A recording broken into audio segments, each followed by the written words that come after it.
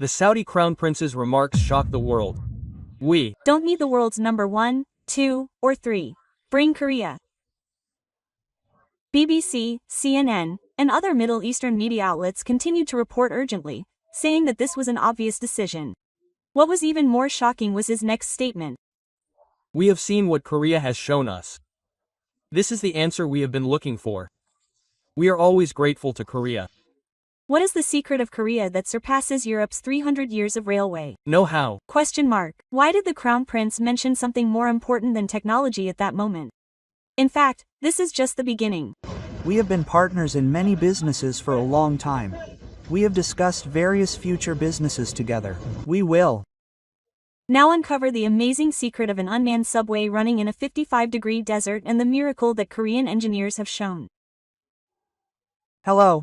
I am Faisal Al-Mutaili. I am a 41-year-old engineer working for the Riyadh Transport Authority. On March 15, 2019, at 5 o'clock in the morning, I received a phone call that completely changed my life. Mr. Aluthai, please come to the Transport Authority immediately. There is an emergency meeting. It was the voice of the Deputy Minister. It was really unusual to receive a call like this at dawn. As I hurriedly got dressed and left, I had no idea what was going on. When I arrived at the Transport Authority conference room, several high-ranking officials were already gathered. The atmosphere was unusual. The Deputy Minister opened his mouth. It has just been confirmed. The final winner of the Riyadh Metro project has been decided. Everyone held their breath and waited for the next words. My heart pounded too. I thought it would definitely be France's Rs or Germany's Geese. It was Samsung C&T from Korea. The conference room became quiet for a moment. Who spoke first? What did you say? Samsung? Are you talking about Samsung, the company that makes electronics? The Vice Minister nodded. I was really shocked. No, I thought it was a financial god. France's Alsat is connecting all of Europe with its solar panels. Germany's Jisui is the world's best in IC technology. Japan's Kawasaki boasts a 50-year accident-free record with its new line, and China's CRRC operates the world's longest high-speed rail network. When I listed them, the Vice Minister raised his hand and stopped me. Mr. Alutairi, you have been appointed as the local coordinator for this project. Yes. Me? I have to work directly with the Korean team and continue the project. This is something that affects the future of our country. My head was spinning all the way home.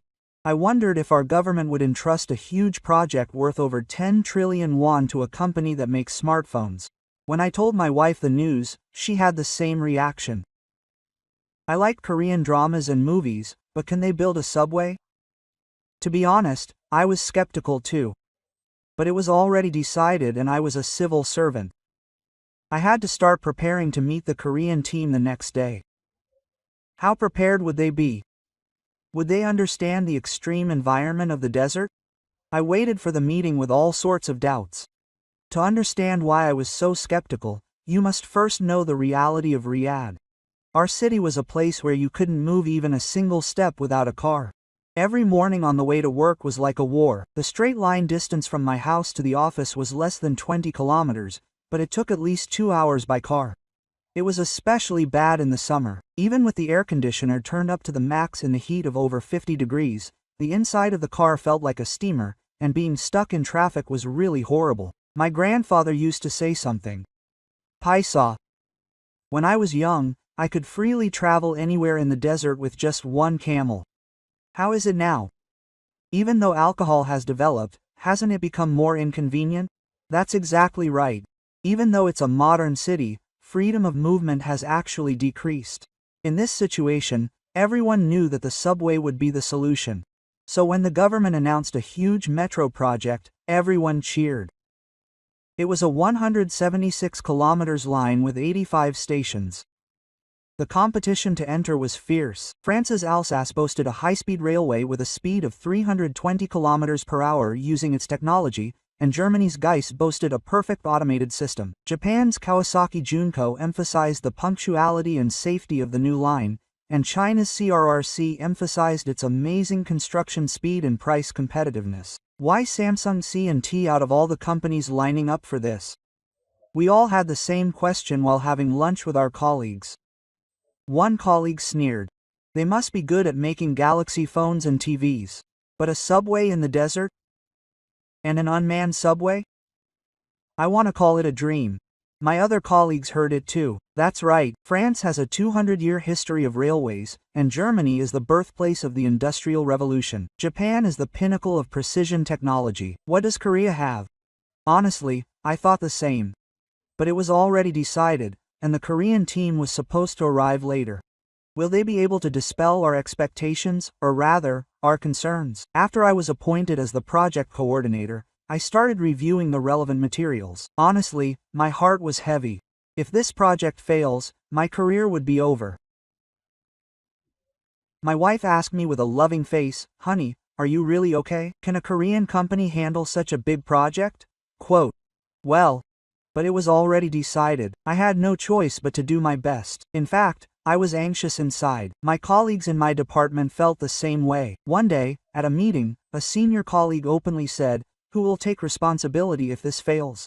This is a project worth over 10 trillion won, and there were other colleagues who were waiting for an unverified company. Yes, do you have any experience in building a system that can withstand the 56-degree heat of Saudi Arabia's summer? What about sandstorms? Is there a desert in Korea?" Everyone shook their heads. I had nothing to say.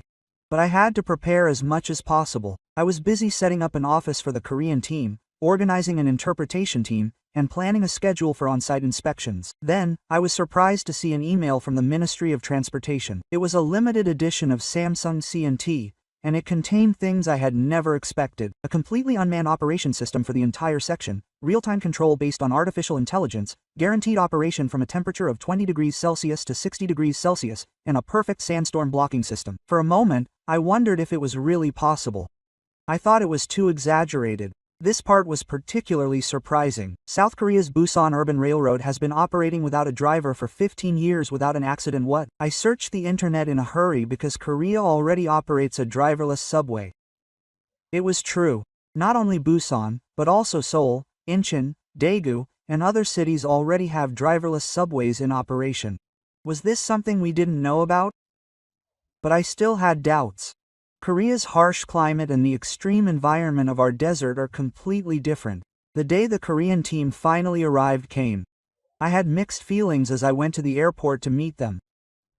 Will they be able to realize our dream? Or will it just be another failed project? I took a deep breath as I watched the Koreans getting off the plane. Now, this is where it really begins. The day before I met the Korean team, the Vice Minister of Transportation called me in separately and explained the recruitment process in detail. Only then did I begin to understand little by little why Samsung C&T was selected. Mr. Al-Mutairi, we were surprised at first too, but the evaluation results were a disaster. I couldn't help but be surprised when I saw the data that the Vice Minister showed me. Samsung C&T received 95 points in the technology evaluation, Al-Sui received 89 points, and GISS received 87 points. How could that be? In particular, they received full marks in the unmanned driving system sector. They received a big score because they have already been operating in Korea for over 15 years without any accidents. What was even more surprising was the price. The price they proposed was 20% cheaper than other companies. But the quality was evaluated as higher. How is that possible? They said it was because of Korea's construction speed and efficiency. They proposed a fast-track method that can shorten the construction period by 30%. The Vice Minister showed me another document. And look at this. It is the Desert Environment Response Plan submitted by Samsung C&T. Our experts were impressed.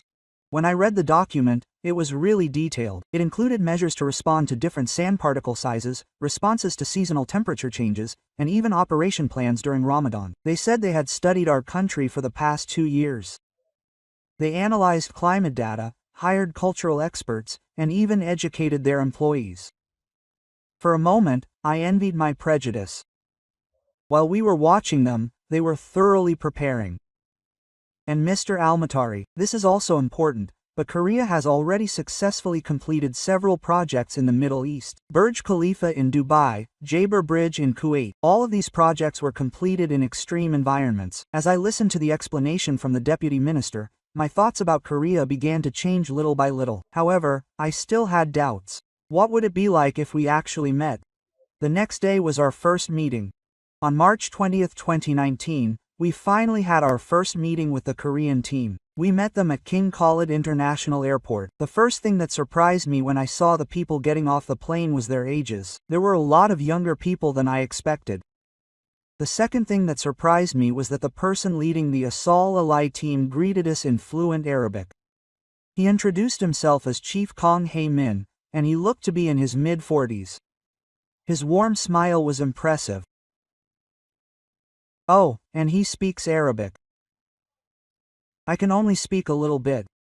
But I am honored that we can work together as brothers. I was surprised that he even knew our idiom, in Allah, in Si Halani. He also had a pretty good pronunciation.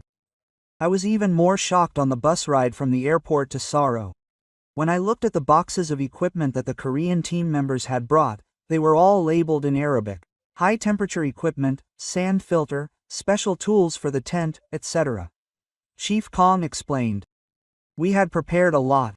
If you don't understand Saudi Arabia's environment properly, you can't get good results. When he showed me the data on his tablet, I had something to say. 10 years of climate data for Riyadh, analysis of sandstorm patterns, and graphs of groundwater level changes. They were more detailed than ours. When did you start preparing for this? 2 years ago, I started preparing before the job posting was even announced. I know from experience that Middle East projects cannot be successful without thorough preparation. When we arrived at Saudi Arabia, we had a welcome dinner, and another surprise was that the Korean team members ate food only with their right hands. They respected our culture. Some employees even said Bismillah and Alhamdulillah before eating. The young engineer sitting next to me said, "We received cultural education at our company. We studied hard not to do anything rude." That's really impressive. Usually foreign companies don't even pay attention to these things. Director Kong said with a serious expression. Technology alone won't do. True cooperation is possible when we understand and respect each other. We're not here to simply build a subway, we're here to build the future of Saudi Arabia together. The moment I heard that, my prejudices began to crumble. They're really different. They're really trying to understand us. The next day, the full-scale project was scheduled to begin. Will their initial impressions last? On the day of the first project meeting, I was completely taken aback. My mouth was wide open after seeing the presentation prepared by the Korean team. Director Kong Hae Min pointed to the screen and began explaining. This is the master plan for the Riyadh subway project that we've been researching for the past 2 years. It was shocking from the first ride. A model that perfectly implemented the entire Riyadh in 3D appeared, and it was expressed in detail even down to the underground slab. This is a digital twin that we created using satellite data and geological survey data. We conducted all the simulations here first. The next ride was even more surprising. It was a prediction of passenger movement patterns by season and time zone. It was expected that the number of passengers would increase before iftar time during Ramadan, so we designed a system to increase the number of passengers during this time zone. And during the Friday mass prayer time, one of our team members exclaimed, "You seem to know us better than we know ourselves." Kong smiled and replied, "I'll take it as a compliment." In fact, we met many Saudi experts. Professors from King Saud University, cultural experts, and even taxi drivers. It's most important to listen to the voices from the field. The technical part was even more impressive. Park Jae, a Korean engineer, continued the explanation. The biggest problems in the environment are sand and heat. We applied the technology that NASA used in the Mars exploration robot. The system does not move even if sand particles enter. A special filter system appeared on the screen. The filter structure filters out ultrafine sand down to 0.01 millimeters in size, and the automatic cleaning system minimizes maintenance costs. Our technical team leader asked, "How do you cope with 56 degrees in the summer? Can electronic equipment survive?" That's a good question. We use parts that meet the specifications.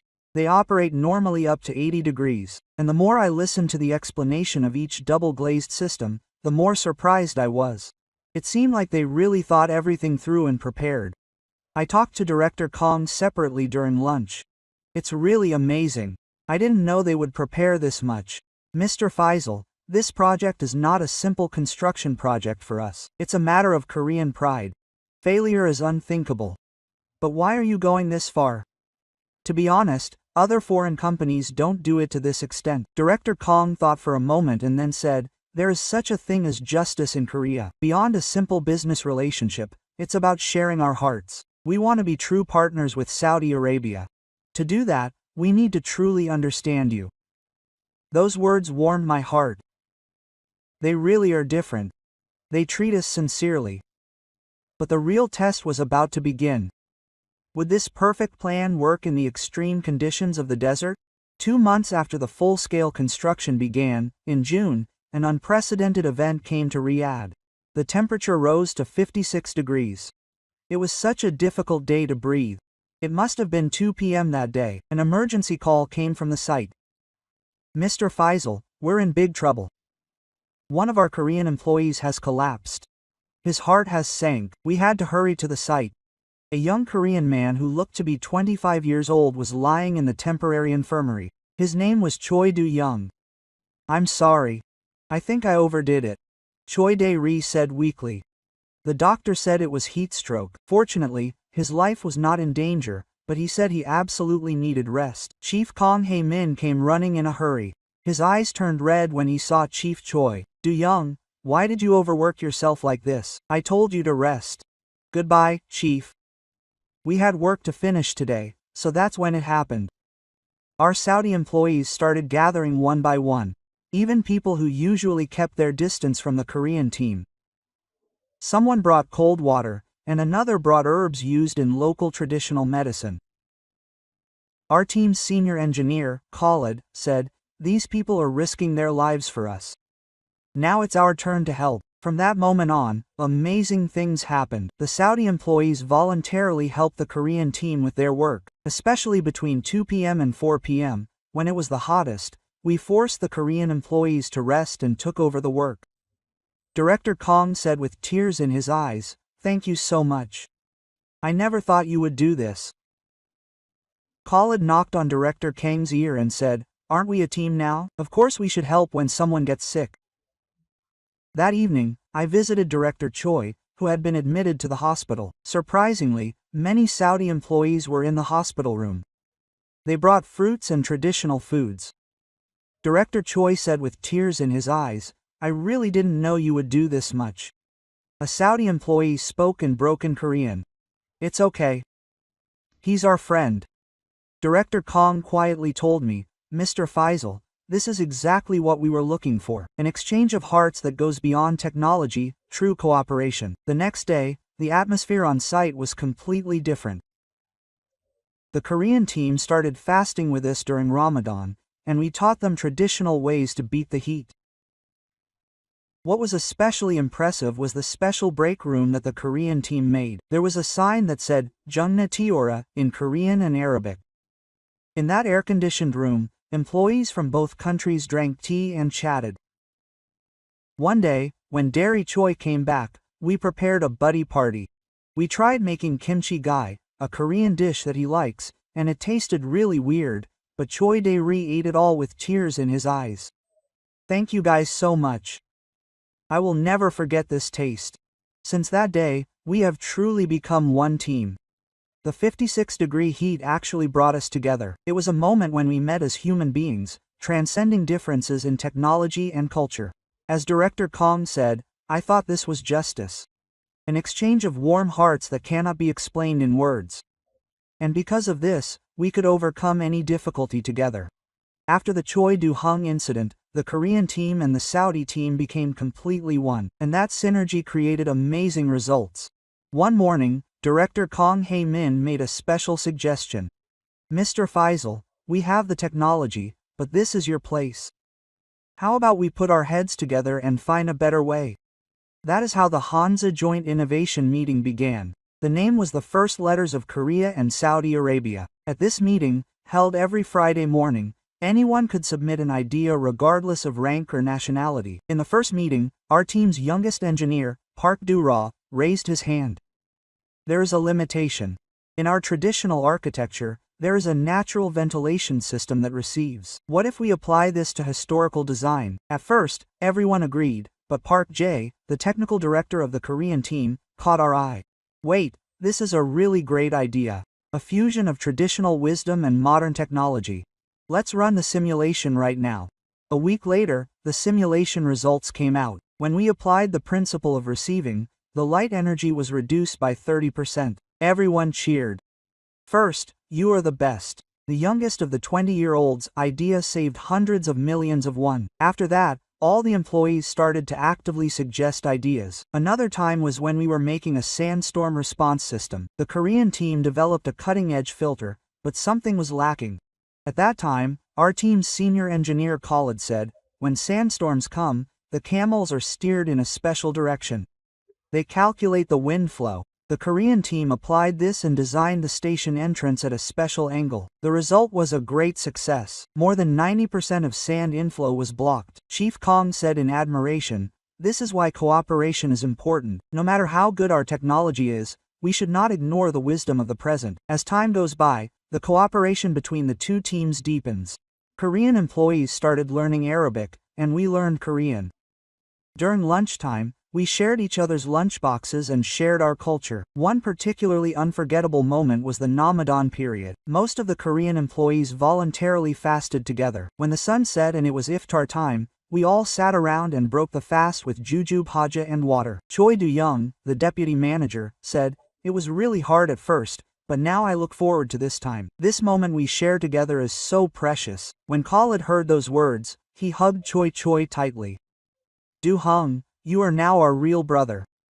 This kind of teamwork also affected the speed of project progress. It was 20% faster than originally planned. Above all, the quality was amazing. The result was a perfect combination of the strengths of both countries. We were truly creating a miracle together. Finally, the day of the first test run arrived. Everyone gathered in the central control room, nervously. The entire line was displayed in real time on a huge screen. Director Kong Hae-min said with a deep breath, "Now, let's begin. Are you ready?" "Yes," they answered in one voice. It was the voice of the Korean team and the Saudi team as one. 3, 2, 1 departure. A blue dot began to move on the screen. The first unmanned train had departed. Everyone held their breath. 5 minutes, 10 minutes, 20 minutes. The train ran perfectly. It stopped exactly at the right time, the doors opened, and everything was automatic, including the train crashing. It entered the 40 meters underground section. It was the deepest section. It was a place where the temperature and force changed drastically. Everyone was even more nervous. All systems are normal. The internal temperature is maintained at 20 degrees. Cheers erupted. But the real test was about to begin. Now, the sandstorm simulation begins. We created an artificial sandstorm with a special device. The sand was blown into the station by a strong wind of 80 kilometers per hour. Surprisingly, the train was not affected at all. The Badger system and special filter that we developed together worked perfectly. Technical Director Park Jae explained, "Look. The AI analyzes the wind direction in real time and adjusts the filter angle. The sand inflow rate is 0.01%. It's really amazing." The sandstorm was blowing outside, but the inside of the train was perfect. Next was the extreme temperature test. The temperature inside the tunnel was raised to 58 degrees. All systems worked normally. The temperature inside the train was 19 degrees. I couldn't believe it. It was like a blizzard outside, but it was heaven inside. The most impressive thing was the emergency response. We tested it by deliberately placing obstacles, and the AI detected it in 0.3 seconds and stopped automatically. That's faster than a human. When I was impressed, Director Kong answered, "That's right.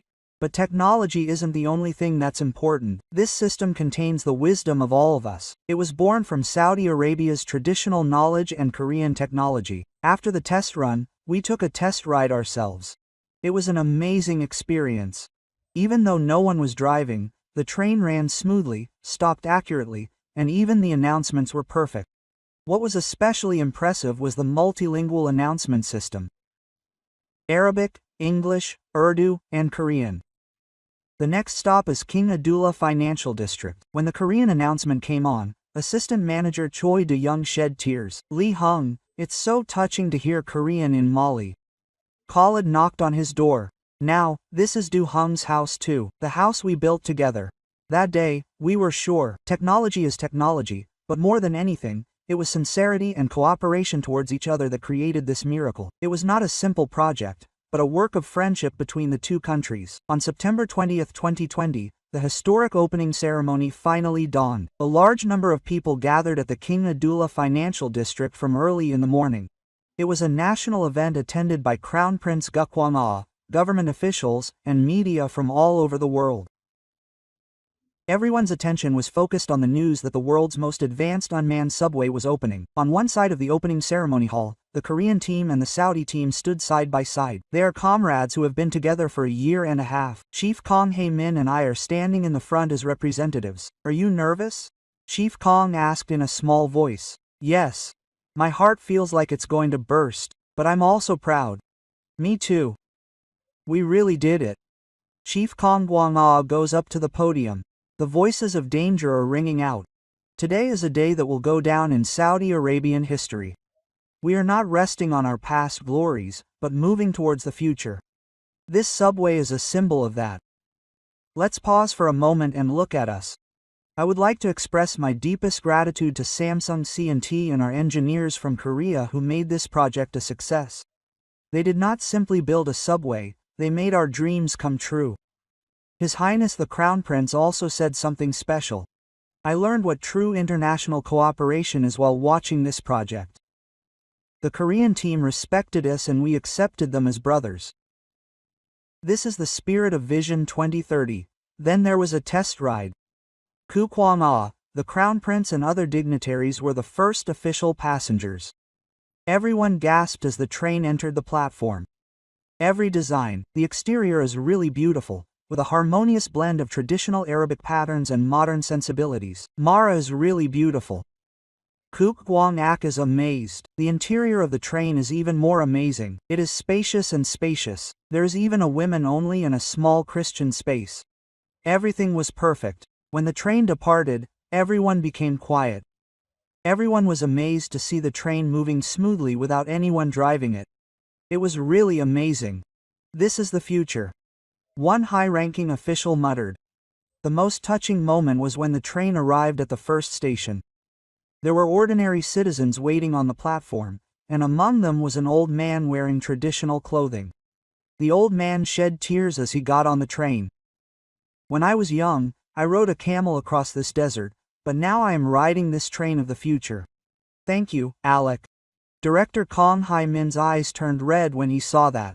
I felt the same way. After the opening ceremony, the ceremony was held. There, something unexpected happened. The king personally called Director Kong and me. I heard that the two of you are the true spirit of this project. We bowed our heads in embarrassment. No, this is the result of all the team members working together. The king smiled and said. He was even humble. I heard that the two teams have become true brothers. I think that is the real reason why this project was successful. Then he made us hold hands. This handshake is the future of Korea and Saudi Arabia. It is a beautiful partnership where technology and hearts meet. At that moment, Director Kong and I looked at each other and gave a warm hug. Applause erupted from the surroundings. We did it, Mr. Faisal. We really did it. Yes, Director Kong, it is a miracle created by our friendship. That night at the celebration party, the Korean team and the Saudi team danced together as one. It was a special night combining Korean pilgrimage and Saudi traditional dance. Choi Do-young came up to me and said, "Thank you so much, Hung. I will never forget you." Me too, Do-young, you are now my eternal little brother. That's how we built a bridge that connected the hearts of the two countries beyond a simple subway system. A month after the system was established, Adar became a completely different city. Our family's daily life changed 180 degrees. Dad, I'm taking the subway to school today too. My daughter, who is 18, is excited. In the past, I had to have a driver take her or I had to drive her myself, but now she safely goes to school with her friends by subway. My wife, Zara, is completely different too. Honey, I'm meeting Sarah downtown today. It's so convenient because it only takes 20 minutes by subway. Before, my wife, who couldn't drive, always had to ask me to go somewhere. But now, she can go anywhere freely. The biggest change was my commute. A trip that used to take 2 hours now takes only 35 minutes. And it's all in a cool air-conditioned environment, reading books and listening to music. Mr. Faisal, your face looks much brighter these days. My coworker said. It makes sense. Since you save 3 hours a day, you can have dinner with your family, play with your kids, and save money. Our monthly gas bill went from 800 riyals to 200 riyals, and we don't have to pay for parking. With that money, we often eat out as a family and save more. One evening, the whole family took the subway to the shopping mall. In the past, we couldn't even think about doing that because of the traffic. Dad, the subway is the best. My sister said proudly, I help you make it. Yes, my dad made it with Korean ginseng. Can I meet Korean ginseng again? I want to say thank you. My heart swelled when I heard that. The overall atmosphere of society has also changed. People are kinder because the stress from traffic congestion has decreased. I often see people giving up their seats to each other and helping the elderly on the subway. There has been a change, especially among women. My sister Layla said, Opa, I feel so free now. I can go anywhere safely by myself. It's also easier to get a job, and the employment rate for women has actually increased significantly. Since commuting has become easier, more women have become socially active. The mountain of young people has also changed. My nephew Ahmed said, you don't need a car anymore. You save up for startup capital with that money. Young people are starting to invest in their future instead of buying cars. Access to medical services has also improved. If there is an emergency, you can quickly go to the hospital by subway. There have actually been many cases where lives were saved thanks to the subway. The educational environment has also improved. Students can now attend better schools or academies located further away. College students also say that their commute time has been reduced and they have more time to study. I can't believe that our lives have changed so much thanks to Korean technology. My wife said this while preparing dinner. But you know what's even more surprising? The warmth that Korean people showed us. They didn't just share their technology, they treated us with sincerity. Oh, that's right, even after the system was established, the Korean team continued to work with us. They stayed for another 6 months to stabilize the system and educate local employees. One program that was especially touching was the REDME program. Korean engineers voluntarily started it, and they taught technology to Saudi youth every Saturday. Manager Choi Do-hung is now quite fluent, so he gave the lecture himself. You are the future owners of this system. We just help get it started. A young man who was listening to his lecture said, Do-young, I want to go to Korea and learn more. Is that possible? Of course. I will help you. The exchange of talent between the two countries is also active. Many Saudi youths went to Korea for technical training, and Korean experts continued to visit the country. The subway was not just a means of transportation, but changed everything about our lives. And at the center of it all was the beautiful friendship between Korea and Saudi Arabia. 6 months after its opening, traces of the friendship between Korea and Saudi Arabia appeared all over Riyadh. The most impressive thing was the friendship wall installed at each station. There were photos taken by the Korean and Saudi teams, and touching episodes from the construction were displayed. There was a special photo at King Fahd Station. It was Saudi employees caring for Choi Do-hung, who collapsed at 56 degrees. Below it was written, True brothers cross borders. Many citizens walked in front of him and were moved. This kind of thing happened. It's such a beautiful story, one citizen said with tears in his eyes. A Hansa Friendship Cafe opened at Al Ola Station. It was run by a Korean barista and a Saudi barista. The menu was also special. The drinks that fused Korean traditional tea and Arabic coffee were popular. Welcome. Today's recommendation is Jungle Land. It's a special drink that combines Korean jujube tea and Arabic karda. This became a meeting place for people from both countries. Korean language study groups, culture, and exchange meetings were often held here. What was especially touching was the Do-hung playground. It was a children's play area that Deputy Choi Do-hung made with his own money. He remembered the day he collapsed and made a cool space where children could play safely. My Cha-udi brothers saved my life. This is the small thing I can do to repay you. The day the playground opened, all the neighborhood kids gathered. My daughter and I also ran around excitedly. Do-hung Sam is the best. Thank you. Choi Dae-ri cried at the children's sweet voices. I often saw heartwarming scenes on the subway. Koreans and Saudis gave up their seats to each other and communicated with smiles even though they didn't speak the same language. One day, this happened. A Korean tourist was wandering around the street, and a Saudi youth approached him and said in broken Korean, "Where are you going?" "I'll help you," quote. It turned out that the youth had learned Korean through a program called Red Me. Many Korean restaurants opened. But there was something special. All the menus were prepared in Korean, and during Ramadan, they prepared a special iftar menu. Fusion menus like kimchi hoon moose and bulgogi kebab were also popular. The two cultures were beautifully blended through food. The most surprising change was the Saudi people's perception of Korea. Now Korea is not just a country of electronics or Koreans have a sense of justice. A warm culture of sharing hearts. Yes. It's similar to our K-Rami. When I overheard this conversation at the market, it really felt like it. The day before director Kang Hae-min returned to Korea, a farewell party was held. Hundreds of Saudi employees gathered. "The time I spent with you was the best gift of my life.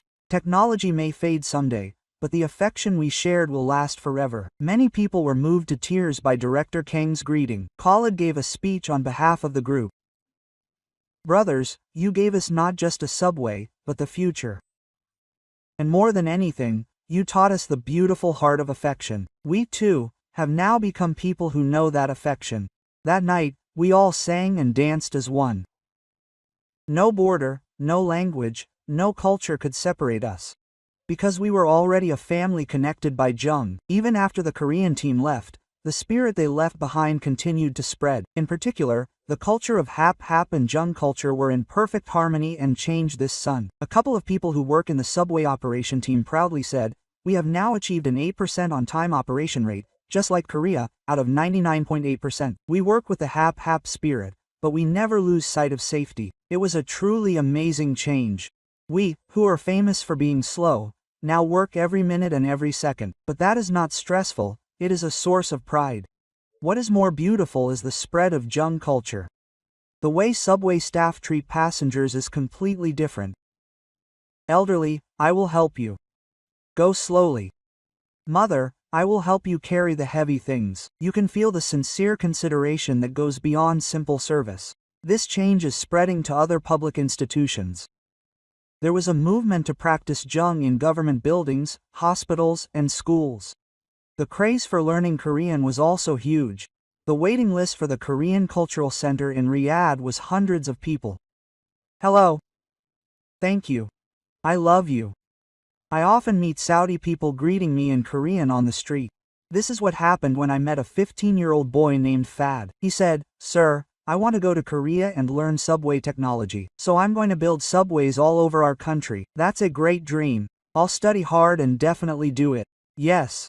I want to be like Choi Do-hung. He has excellent technology, but his heart is also a warm engine. Korean companies have also increased their presence in Saudi Arabia. Many companies have become interested after seeing the success of Samsung C&T. But they didn't just bring technology. When Hyundai Engineering and Construction started a new project, the first thing they did was to educate their employees about Aram culture. LG created a technology training center for local youth. Korean companies are really different. I can feel that they treat us as partners. A government official said with admiration. Saudi companies are also starting to learn Korean management style, quick decision-making, efficient work process, and a culture of solving problems among employees. My friend's construction company has also completely changed. Faisal. We also get together every Monday for all employees to have coffee and talk. Just like the Korean team, the work efficiency has increased surprisingly. The most meaningful change was the exchange of young people from both countries. The Riyadh Seoul Youth Exchange Program was created, and several young people visit each other's countries every year. Rana, a college student who participated in the program, said, "I was really surprised to spend a month in Seoul. The technology was great, but the warmth of the people was impressive. In particular, the culture of respecting the elderly was similar to ours, so it was friendly." Now you can find traces of Korea everywhere in Riyadh. But it wasn't just an imitation. A new culture was being born, harmoniously blending the best of Korea and Saudi traditions. The subway was truly more than just a means of transportation. It was a bridge that connected the hearts of the two countries and a flame that opened a new future. A year after the subway system, even more surprising news came. The Saudi government announced a plan to build a nationwide railway network, and they named Korea as a major partner. They will expand the success of Riyadh to the entire country. They will connect all the major cities of Mecca, Medina, and Jeddah with a state-of-the-art railway. The entire nation cheered at the announcement by the Minister of Transportation. What was even more surprising was the next announcement. This project will be carried out in full cooperation with Korea. It will not be a simple transfer of technology, but a true partnership. The project name is Jung-rae. Jung-rae. It is the Korean word for Jung. How touching is that? Then, I received a video call from director Kang Hae-min. Can you hear, Mr. Faisal? We are working together again. Yes, really. This time it is a bigger project. Yes. But this time it will be different. Korea and Saudi Arabia are really working together. Sharing technology, capital, and manpower. The most anticipated one is the Mecca-Medina high-speed railway. It is a special railway for the pilgrimage of the world's martial artists. It will make the travel of millions of pilgrims more comfortable and safe. This is not just a railway, it is a sacred project that follows the path of faith. I was impressed again when I saw the materials presented by the Korean team at the project preparation meeting. They had a perfect understanding of the special needs of pilgrims. They designed a prayer time reminder system, a wudu space, a special area for the elderly, a special area, and even special seats for ihram wearers. Of course, this is not just a means of transportation. It is part of a sacred journey. The concept of the Yes City project was also discussed. It is a plan for the next generation transportation system for the city of the future. When Korea's technology and Saudi Arabia's vision meet, amazing things will happen. Let's create a future city that the world will pay attention to. The response from young people was especially enthusiastic. Many young people wanted to participate in this project. Salman, a college student, came to me and said, "Oh, I want to participate in this project too. I want to study in Korea and come back to contribute to the development of our country." That's a good idea. I'll write a letter of recommendation. Now, Korea is no longer just a technology provider. It is a true partner. It has become a brother country. Every time the leaders of the two countries met, they emphasized that they were true partners, a relationship that goes beyond technology and shares hearts. That is the future of Korea and Saudi Arabia. We were truly moving forward together toward a bigger dream. And at the center of it all was a beautiful relationship that started with the Riyadh Metro. Someday, our grandchildren will proudly say, "My grandfather started all this with his Korean friends." Now, I have to confess. When Korea was first chosen as our partner, I completely ignored them. What does a country that makes smartphones know? I still envy what I said back then. How ignorant and arrogant I was. But the Korean team was always warm despite our prejudices. They respected us, tried to learn from us, and approached us sincerely. Do you know how surprised I was when you first recognized me, Director Kang Hae-min? And do you know how close we all were when you, Deputy Choi Do-hung, collapsed? That was when I realized that we were already a family. Korea didn't just give us technology. It planted dreams, showed us the future, and taught us the beautiful heart of justice. Now my daughter, Nora, is learning Korean. She likes K, but more than anything, she wants to become an engineer like Do-hung Sam. My son, Ham-ya, dreams of studying abroad at Seoul National University. It's not just my family, not only the whole of Riyadh, but the whole of Saudi Arabia got to see Korea again. Not only a technological powerhouse, but also a warm-hearted country that knows affection. Sometimes I think about it. What if we had been prejudiced? If we hadn't properly understood Korea, we probably wouldn't have experienced all these miracles.